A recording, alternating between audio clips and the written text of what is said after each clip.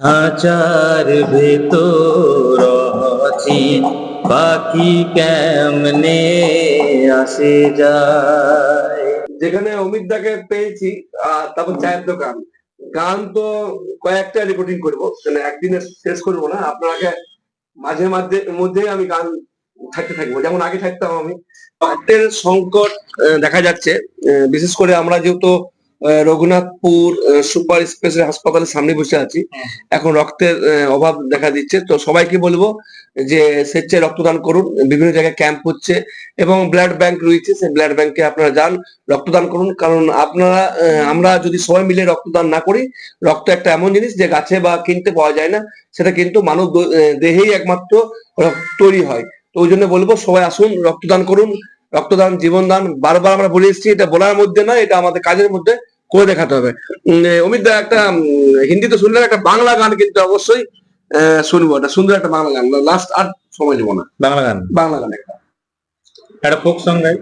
Folk মনে কেমন বুঝি না, আমি বাংলা আমার ভালো লাগে। ঠিক আছে, বাংলা গান ভালো লাগে।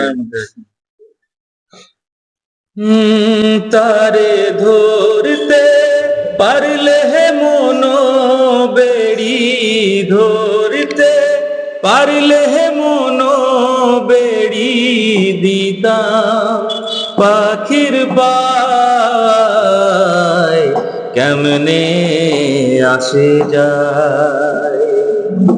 খাঁচার ভেতর অচিন পাখি কেমনে আসে যায়।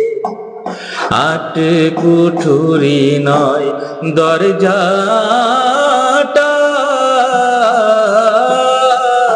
মাঝে মাঝে ঝলকা কাটা, তারু পরে সদর কোঠা, তারু পরে সদর কোঠায় না মহল তাই কেমনে আসে যায়।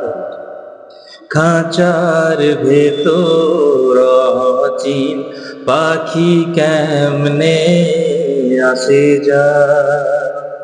Thank you. একটা বলি, এখন শীতকাল, অনেকটাই কুয়াশা পড়ছে। সেফ ড্রাইভ সেভ লাইফের মাথায় রেখে অবশ্যই হেলমেটটা পরবেন, গাড়ি আস্তে চালাবেন। আর কারণ আপনার জন্য আপনার পরিবার অপেক্ষায় রয়েছে। সব ভালো থাকুন, সুস্থ থাকুন।